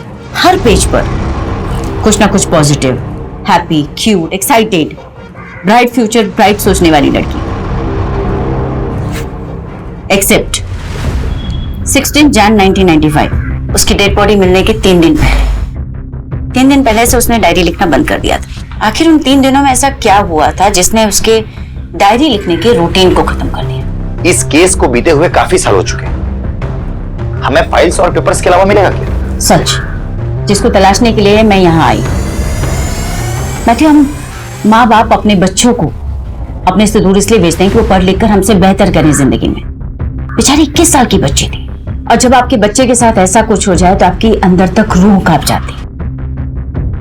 और उसके पापा को तो पता तक नहीं कि उनकी बेटी के साथ हुआ क्या। क्या ढूंढना चाहती है आप? और आपके बाकी साथियों ने क्या ढूंढा है? यही ना कि मेरी बेटी का किसी के साथ अफेयर था, वो फिजिकल रिलेशन में थी। हर 2-3 साल के बाद कोई ना कोई आता है और हमारे जख्म खुरेद कर चला जाता है। क्यों? हमने मान लिया ना कि हमारी बेटी ने आत्महत्या की है, हो गया ना, बस अब जाइए यहाँ से। आपने भले मान लिया कि आपकी बेटी निधि ने आत्महत्या की थी, लेकिन हम नहीं मानते। हमें पूरा शक है कि निधि की मौत के 3 दिन पहले उसके साथ जरूर कुछ हुआ था, जिसकी वजह से वो बहुत अपसेट थी, खुश नहीं थी। शायद ऐसा कुछ जो 3 दिन बाद उसकी मौत का कारण बना।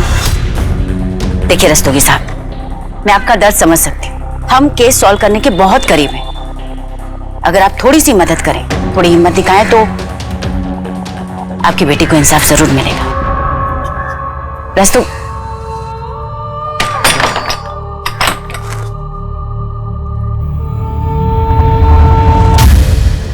मैम, ये रही निधि की ऑटोप्सी रिपोर्ट। ये फर्स्ट रिपोर्ट और ये डिटेल रिपोर्ट। ऑटोप्सी रिपोर्ट के मुताबिक निधि के सर पर काफी गहरी चोटें थी, 4 चोटें। और इनिशियल इन्वेस्टिगेटिंग ऑफिसर्स की थ्योरी थी कि ये चोटें कुएं में गिरने की वजह से भी आ सकती हैं। तो इस थ्योरी का प्रैक्टिकल करके देख लेते हैं।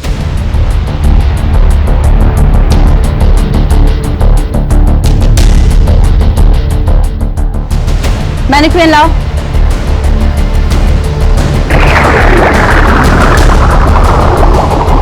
सर, एक तरफ अगर एक कॉन्शियस इंसान पानी में डूबने से मरे और दूसरी तरफ एक अनकॉन्शियस इंसान पानी में डूबकर मरे, तो दोनों ही हालातों में काफी फर्क होता है। मैं एक्सप्लेन करती हूँ। सर, जब पानी में डूबने की वजह से लंग्स के अंदर पानी भरता है, तो कॉन्शियस इंसान और अनकॉन्शियस इंसान दोनों के सिनेरियो में लंग्स के अंदर अलग अलग टाइप का झाग बनता है। क्योंकि जो कॉन्शियस इंसान होगा उसकी सांसें तेज होंगी, वो छटपटाएगा, बाहर निकलने की कोशिश करेगा, भले ही वो आत्महत्या के इरादे से ही पानी में क्यों ना कूदा। और जो अनकॉन्शियस है वो सीधे डूबकर मर जाएगा। निधि के लंग्स कंडीशंस को देखकर ये साफ साफ पता चलता है कि पानी में डूबते वक्त वो कॉन्शियस नहीं थी। मतलब ये सुसाइड नहीं, एक्सीडेंट भी तो हो सकता है। पैर फिसल गया हो, चोट लग गई हो और गिर गई हो। एक्सीडेंटली कुएं में गिरने की वजह से अगर किसी को चोट लगेगी तो 1 या 2 बार लगेगी, 4 बार नहीं। अगर 4 बार लगी तो कैसे? सर, इतने सालों बाद उस कुएं या उस हॉस्टल से कुछ भी मिल पाना इम्पॉसिबल था। इसलिए इस केस को सिर्फ लॉजिकल इन्वेस्टिगेशन के अप्रोच से ही सॉल्व किया जा सकता है। इसलिए मैंने और मेरी टीम ने पुरानी रिपोर्ट्स में दी गई जानकारियों के हिसाब से इस केस को रीइमेजिन करने की कोशिश की।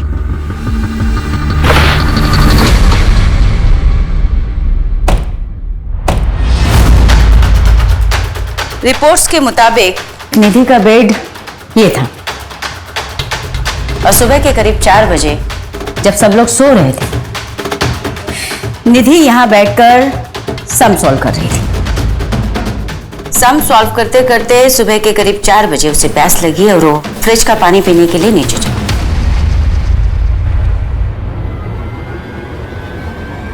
जया के दिए हुए स्टेटमेंट के हिसाब से जया सो रही थी, पर उसने निधि को कमरे से बाहर निकलते हुए देखा। इसका मतलब निधि कमरे से निकलकर पानी पीने के लिए मेस की तरफ गई होगी।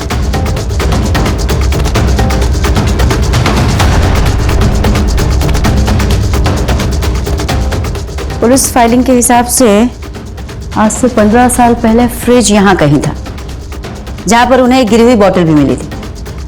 शायद वही बोतल जिससे निधि ने पानी पिया होगा, जबकि वो पानी पीने के लिए अपने कमरे से सुबह 4 बजे नीचे उतरी, यानी कि 2 घंटे। इन 2 घंटों में उसके साथ क्या हुआ? 1 मिनट के लिए मान लेती हूं कि उसकी हत्या 20 से 30 मिनट में हुई, फिर भी बचे 1.5 घंटे। 1.5 घंटे निधि कहां थी? मैम, रिपोर्ट के मुताबिक नीलिमा इस कमरे में रहा करती थी। नीलिमा इस हॉस्टल की केयर टेकर हुआ करती थी, लेकिन हादसे वाली रात नीलिमा ने तो कुछ देखा और ना ही कुछ सुना। ऐसे लगता है निधि को किसी ने हिप्नोटाइज करके बड़े आराम से सब कुछ करा दिया। क्या हुआ मैडम, कुछ पता चला आपको? इन्वेस्टिगेशन हो रही है, पता भी चल जाएगा। देखिए मैडम, बच्चियां बाहर धूप में खड़ी हैं, आप लोग ऐसे बार बार आ जाते हैं, अच्छा नहीं लगता। अब आपका हो गया ना सब, जाइए और रिपोर्ट फाइल कीजिए। और क्या फाइल करूं रिपोर्ट में? यही कि बच्ची बीमार थी, परेशान थी। तो आप ही हैं जो अभी तक सबको नरेशन देते आए हैं। ये इसका मतलब आप ही का हाथ है मर्डर? अरे मैडम, मर्डर वर्डर कुछ हुआ ही नहीं था, और मुझ पर इल्जाम लगाने से पहले अब सबूत लेकर आइए। आपसे पहले भी बहुत टीमें आई, खूब छानबीन की, हीरो बन गए सब लोग। फाइनली केस क्लोज करके चले गए ना, आप भी चली जाएंगी।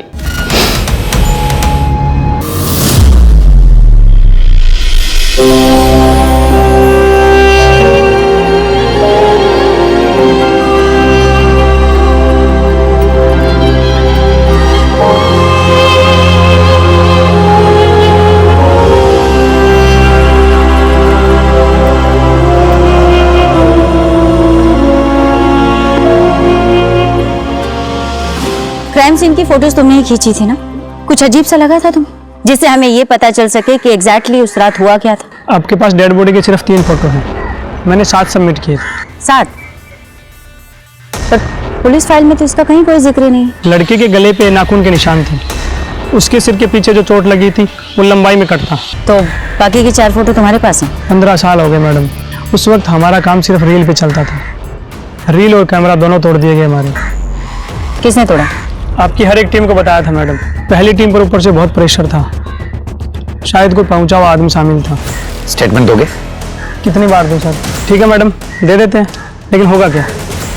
आपके पास भी किसी ऊपर से फोन आएगा और आप भी स्टेटमेंट सबमिट नहीं कर पाओगे। पहुंचा हुआ आदमी? आखिर कौन है ये पहुंचा हुआ आदमी जिसने आज से 15 साल पहले पुलिस रिकॉर्ड, स्टेटमेंट सब कुछ मैनेज कर लिया? जरूर पहले की टीम पर इस आदमी का दबाव रहा होगा। कहीं हम पे भी यह दबाव बनाया तो? नहीं मैं थी। अब 15 साल हो चुके, मुझे नहीं लगता कि अब वो कुछ कर पाएगा। और फिर भी अगर हम पे कोई प्रेशर आया तो? फिर तो और अच्छा होगा, हमें आसानी होगी उसे ट्रैक करने में। मैडम, पिछले 15 सालों में टीवी पर न जाने कितने सारे केसेस सुने, सबको इंसाफ मिला, कुछ नहीं तो अरेस्ट तो हुआ, लेकिन मेरी निधि को आज तक इंसाफ नहीं मिला। सर, माफी चाहती हूँ, आपको अपनी बेटी के इंसाफ पाने के लिए इतना लंबा इंतजार करना पड़ा, बट आई प्रॉमिस कि मैं पूरी ईमानदारी से इन्वेस्टिगेशन करूंगी, एक भी पहलू नहीं छोड़ूंगी। बेटी के खोने का दर्द क्या होता है मैं समझ सकती हूँ। मेरी भी एक 6 साल की बेटी है। सर, मैं जानना चाहती हूँ कि इन 15 सालों के दौरान जो भी टीम इन्वेस्टिगेशन कर रही थी, कभी भी आपको ऐसे महसूस हुआ कि उन पर कोई दबाव डाला जा रहा है, उन्हें प्रेशराइज किया जा रहा है कि वो केस को रफा दफा कर दें?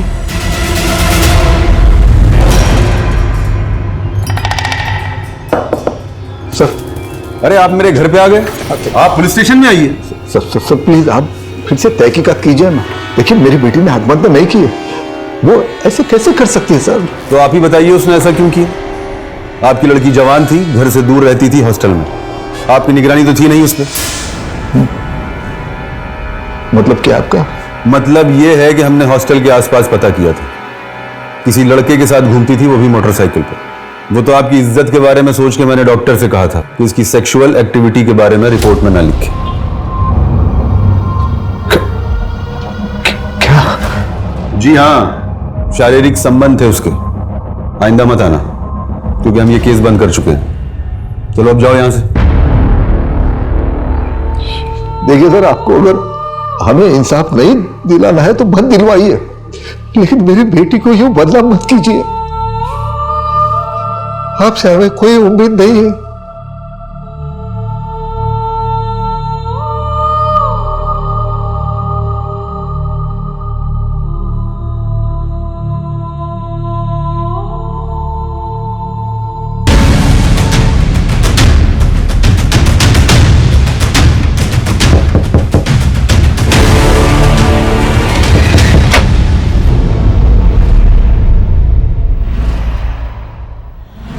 फिर नई टीम, आप भी तहकीकात कर लीजिए, लेकिन होने वाला कुछ नहीं।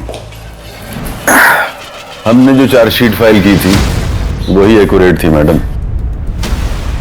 निधि रस्तोगी केस में काफी मेहनत की है तुमने। Thank you. थैंक यू किस लिए? मैं यही पूछने आई हूँ कि इतनी मेहनत किस लिए की? डेफिनेटली केस सॉल्व करने के लिए तो नहीं की।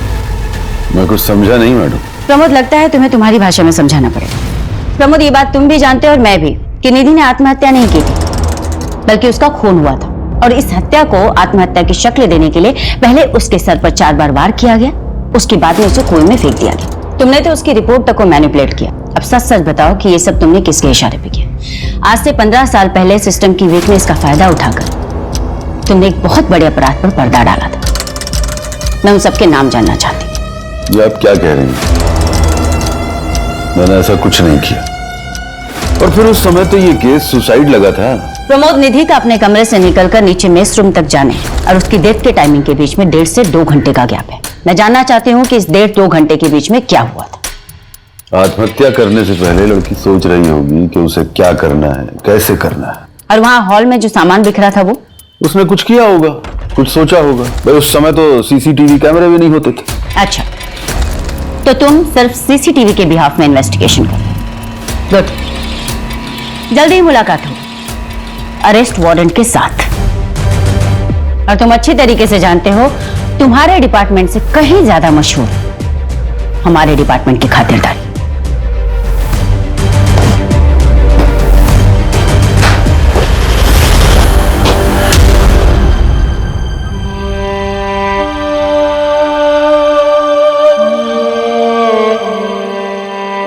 पापा, मैंने ये सब उंगलियों पे जोड़ जोड़ के ना तंग आ गई हूँ। प्लीज सैंटा को बोलो ना इस बार एक कैलकुलेटर गिफ्ट कर दे। निधि बेटा, ये तुम्हारा कैलकुलेटर। अरे हाँ, इस केस में एक नई ऑफिसर आई है। हाँ जानता हूँ, कहीं आए कहीं गए, और मैं हर बार उम्मीद लगा लेता हूँ। क्या करूं बेटा, आगे ही नहीं जा पा रहा हूँ। बस इतना जानना चाहता हूँ कि उस रात को क्या हुआ था, तो मुझे फोन पर क्या बताने वाली थी? पापा,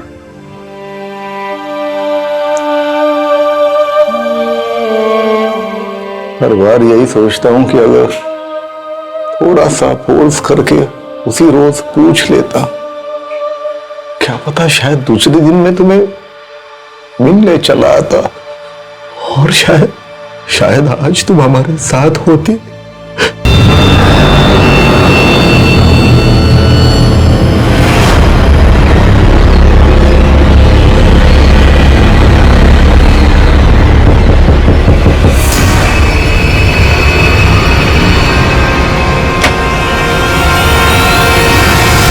आप यहां?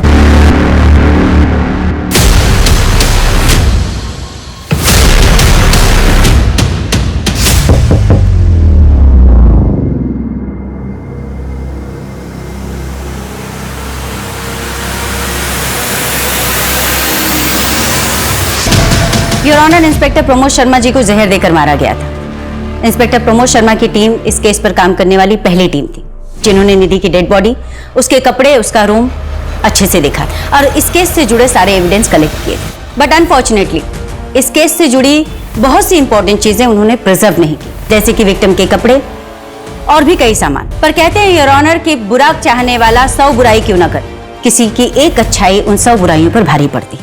योर ऑनर, ये रहा पीयूष नायक का स्टेटमेंट और उसके खींचे हुए फोटोग्राफ्स। योर ऑनर, पीयूष नायक वो फोटोग्राफर है जिसने क्राइम सीन की फोटोग्राफी की थी। योर ऑनर, जो कोई भी बहुत ही पावरफुल और पहुंचा हुआ इंसान है, तभी पुलिस इन्वेस्टिगेशन से लेकर एविडेंस डिस्ट्रॉय करवाने तक हर जगह उसका अच्छा खासा इन्फ्लुएंस है।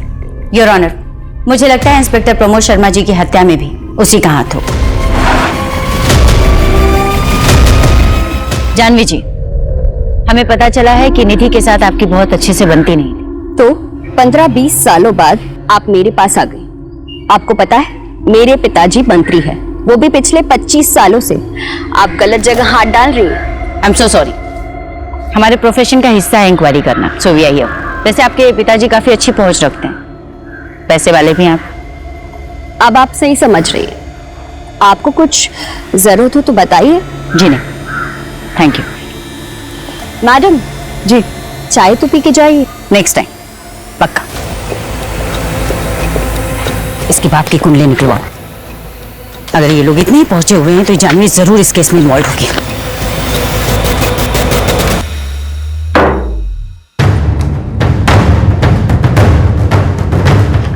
जानवी के बाप के बारे में कुछ पता चला? खबरी नेटवर्क एक्टिव है, बहुत जल्द पता चल जाएगा। कहाँ पता चलेगा मैथ्यू? हम जितनी इन्वेस्टिगेशन करते जा रहे हैं, हर लीड हमें डेड एंड की तरफ लेके जा रही है। हर कोई कहता है कोई पहुंचा हुआ आदमी इन्वॉल्व है, पहुंचा हुआ आदमी इन्वॉल्व है। कौन है ये पहुंचा हुआ आदमी? हमें ये पता कैसे चलेगा? मैथ्यू, 1995 और उसके 2-4 साल आगे पीछे की सभी फाइल, सभी न्यूज़पेपर, सभी मैगजीन्स खंगालो और पता करो कि उस वक्त पंजिम में कौन से ऐसे बड़े लोग थे जो चर्चा का विषय थे या चर्चित थे। ऐसे तो कई सारे नाम मिलेंगे, किस किस से बात करें? करेंगे, सभी से बात करेंगे। मैम, मुझे नहीं लगता कि इस केस में हम लोगों को कुछ मिलने वाला है। नहीं मैथ्यू, कभी कभी बड़े से बड़े ताले को खोलने के लिए ना एक छोटी सी चाबी की जरूरत होती है। हमें भी बस वो छोटी सी चाबी चाहिए, ताला अपने आप खुलेगा।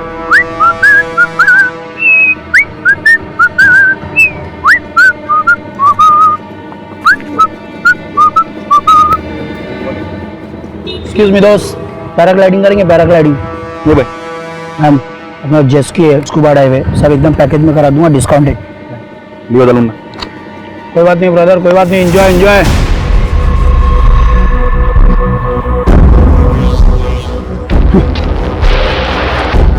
अब घर पे उड़ के जाना। नदीम अहमद पेशे से चोर, लेकिन इस केस में एक बहुत ही इंपॉर्टेंट कैरेक्टर है। भैया एक चाय देना कुल्हड़ वाली। Thank you.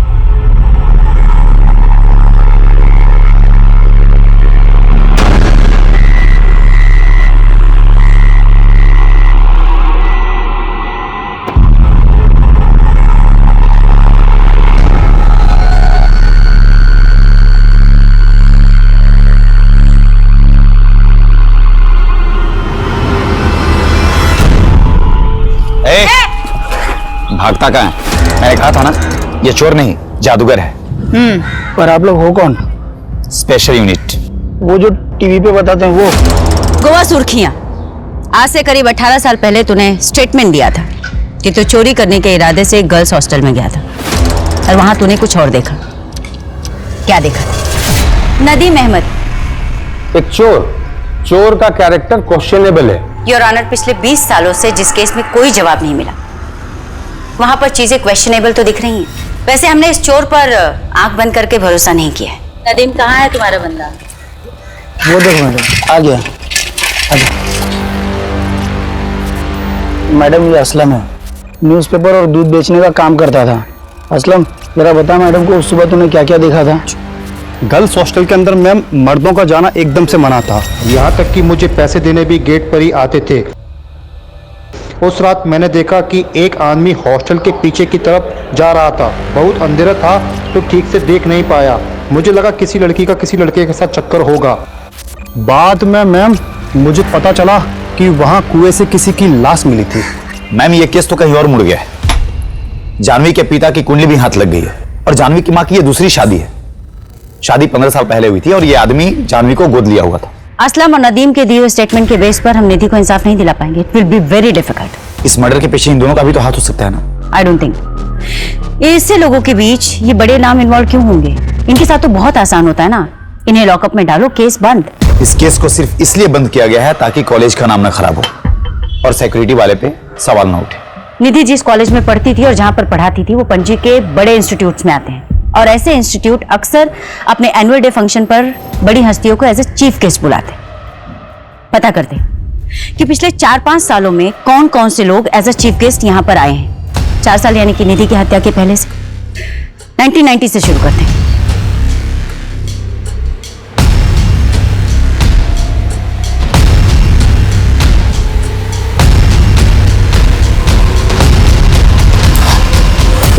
मैम, मैंने सारे फोटोज देखे और इन फोटोज में मुझे कुछ पावरफुल लोग दिखे, लेकिन कनेक्शन कैसे ढूंढेंगे? मैथ्यू, मुझे लगता है ना कि हमें नए सिरे से शुरुआत करनी चाहिए।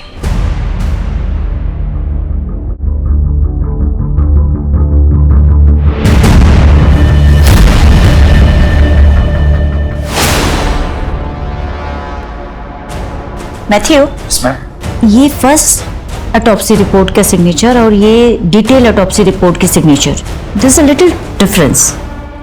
थोड़ा मैन्यूट सा फर्क है।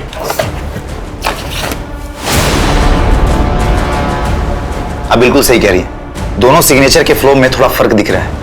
लगता है किसी दूसरे ने की है इस सिग्नेचर को। डॉक्टर शिवदर्शन रेड्डी, मैं sir Jennifer Pereira, special unit officer. Nidhi Rastogi case याद होगा आपको? बराबर याद है। 20 साल से वेट कर रहा हूँ, कोई तो आएगा मेरे पास इन्वेस्टिगेशन करते हुए। आजकल जहाँ टेक्नोलॉजी से लेकर सिक्योरिटी तक सब कुछ इतना एडवांस हो चला है, फिर भी कई केसेस में मैनिपुलेशन होता रहता है। तो इमेजिन कीजिए 20 साल पहले क्या कुछ नहीं होता होगा। आपका मतलब है इस केस की पोस्टमार्टम रिपोर्ट के साथ भी मैनिपुलेशन हुआ? रेप, उस बच्ची के साथ रेप हुआ था। तो ये बात ऑटोप्सी में क्यों नहीं लिखी गई? लिखी गई थी, मगर कोई तो था जो ये चाहता था कि रिपोर्ट से ये सब कुछ मिटा दिया जाए। क्या आप हमें उसका नाम बता सकते हैं? जी नहीं, हम पे वो प्रेशर पुलिस टीम के थ्रू डाला जाता था। आपके इन्वेस्टिगेशन ऑफिसर्स इस केस को सुसाइड केस बताकर हमेशा के लिए क्लोज कर देना चाहते थे। क्या आप स्टेटमेंट देंगे?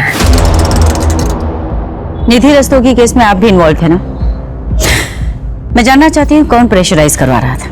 कौन नहीं करवा रहा था प्रेशराइजमेंट, बस सभी तो लगे हुए थे इस केस को खत्म करने में। मुझे भी धमकियां मिली। 21 साल की बच्ची थी वो। आपने भी तो प्रेशराइज किया था डॉक्टर रेड्डी को, नहीं? उदय जी, आई कैन अंडरस्टैंड। उस समय आपके पास पावर नहीं थी, पर आज मैं आपको पावर दे रही हूँ। आप रिवॉल्व कर सकते हैं। देखिए, एक एक्स गवर्नमेंट ऑफिसर की स्टेटमेंट बहुत मैटर करती है। अगर आप अपनी स्टेटमेंट दे दें तो एक परिवार को जस्टिस मिल जाएगा। नहीं मिलेगा जस्टिस मैडम। मैंने गिल्ड में रिजाइन दे दिया, लेकिन प्रमोद सर के साथ जो हुआ उसके बाद मुझे अपने और अपने परिवार की सिक्योरिटी के बारे में सोचना था। मैं गारंटी देती हूँ आपकी सिक्योरिटी की। 20 साल से एक बाप वेट कर रहा है जिसे पता ही नहीं कि उसकी बेटी के साथ हुआ क्या था, क्या हुआ था उस रात। अगर आप हिम्मत करेंगे तो उस बाप को जस्टिस मिल जाएगा। सॉरी मैडम, मैं सिर्फ इतना ही बोल सकता हूँ कि जो लोग इस केस में इन्वॉल्व है वो इस केस में जस्टिस नहीं होने देंगे।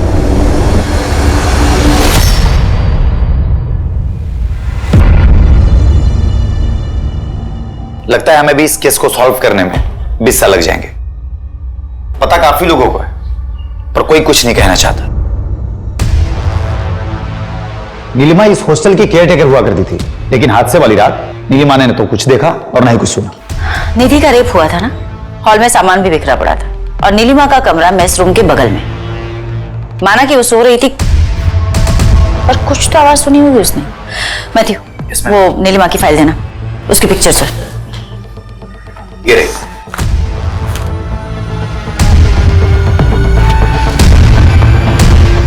कुछ तो कनेक्शन है। मैम, अगर मैंने स्टेटमेंट दे दिया तो क्या आप मुझे गारंटी देती हैं कि आप निधि को जस्टिस दिलाएंगे और बैकआउट नहीं करेंगे? एसपी साहब, बेहतर होगा आप इज्जत से खुद ही सब बता दें। वैसे हमने होम मिनिस्ट्री में सारी डिटेल्स भिजवा दी है। हमें पता है कि आप वही ऑफिसर हैं जिन्होंने इन्वेस्टिगेशन टीम पर प्रेशर डाला था। केस को क्लोज करो और कोर्ट का डेट ले लो। सर, नदीम हमें सब कुछ बता चुका है, पूरी थ्योरी रेडी है हमारे पास। और वो पीएसआई ऑफिसर जिन्होंने अर्ली रिटायरमेंट ले ली थी आपके प्रेशर की वजह से। अब आप बताएंगे कि आपने ये सब किसके लिए किया या किसके कहने पर किया? मैं उन्हें मना नहीं कर पाया, गुरु माना है मैंने उन्हें। हर इंसान में गलत भावना होती है, लेकिन हमें उसे काबू में रखना है। जब हमारा ध्यान अच्छी बातों में लगाएंगे तब सब कुछ अच्छा होगा। We have to move forward in our life. पीछे मत देखो, जो हुआ अच्छे के लिए होता है। हर इंसान में अच्छा करने की ताकत होती है। पॉजिटिव एनर्जी में जो ताकत है ना, वो किसी और चीज में नहीं। जब आप सोचते हो आई एम द बेस्ट, आप बेस्ट हो जाते हो। तो से with me, I am the best, I am the best, I am the best, I am the best. Donation पहुंच गई?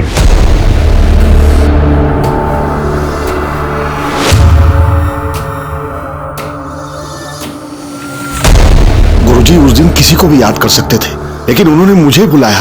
मेरे तो भाग्य ही खुल गए। मैं उन्हें मना कैसे कर सकता था? 19 जनवरी 1995 निधि ने सुसाइड नहीं किया था, उसका मर्डर हुआ था। और रेप भी। तुम्हें तो पता ही होगा क्योंकि तुम वहां थी। अगर तूने अपना मुंह किसी के सामने खोला ना, तो तेरी बदन की सारी हड्डियां इतनी बार तोड़ूंगी कि डॉक्टर भी गिनते रह जाएगा। जिंदगी में बहुत कुछ पाना चाहती हो तुम। लक्ष्य होना जरूरी है और तुम वहां तक पहुंचोगी भी, लेकिन तुम्हें वहां तक पहुंचने के लिए मेरी जरूरत पड़ेगी। और जब भी तुम्हें मेरी मदद लगे, मेरे घर चले आना, मैं तुम्हारी मदद करूंगा।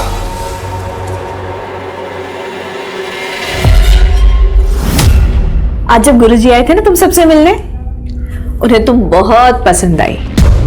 पता है इतनी छोटी सी उम्र में तुझे प्रिंसिपल बनाने का सोच रहे हैं। 6,000 रुपए महीने कमाएगी तू, लाइफ तो सेट है तेरी। फिर अपनी छोटी बहन को भी ले आना, गुरुजी का दिल बहुत बड़ा है, उसे भी आशीर्वाद दे देंगे। दिमाग खराब है तेरा। मैं ना तुम सबके पोल खोल दूंगी। सबको पता चलना चाहिए कि यहाँ पे क्या चालू है, ताकि कोई अपनी बेटी बहन यहाँ ना भेजे। तो उसने मना किया इसलिए मार दिया उसे? नहीं, इसलिए नहीं। तो किस लिए मारा था? क्या हुआ था उस रात? सर, निधि एक कराटे चैंपियन थी। इन्हें पता था कि उसके होश में रहते ये उसका कुछ नहीं बिगाड़ सकते।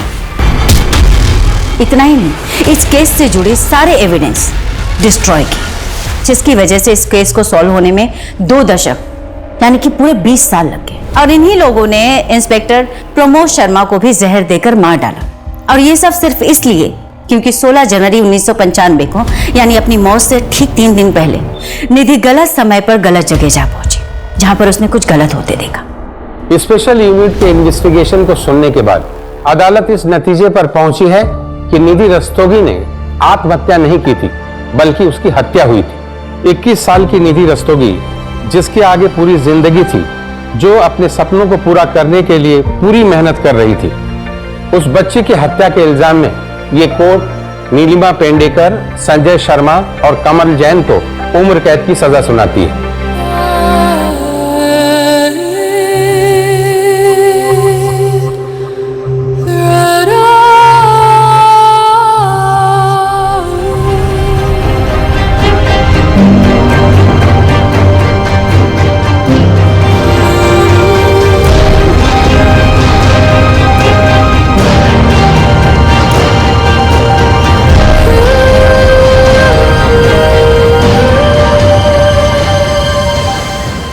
केस में justice was delayed but not denied. 20 साल लगे, लेकिन एक ऑनेस्ट ऑफिसर और उनकी टीम की वजह से एक पिता का लंबा इंतजार खत्म हुआ। तो चलिए त्वरित इंसाफ की आशा के साथ मैं दिव्यांका त्रिपाठी दहिया आपसे विदा लेती हूँ। फिर मिलूंगी एक नए केस के साथ। तब तक देखते रहिए क्राइम पेट्रोल सतर्क, विमेन अगेंस्ट क्राइम। एक औरत पर वार, अब हर औरत का भार। जय हिंद। क्राइम पेट्रोल के और भी दिलचस्प कहानी देखने के लिए हमारे चैनल को सब्सक्राइब करें और बेल आइकॉन दबाना न भूलें।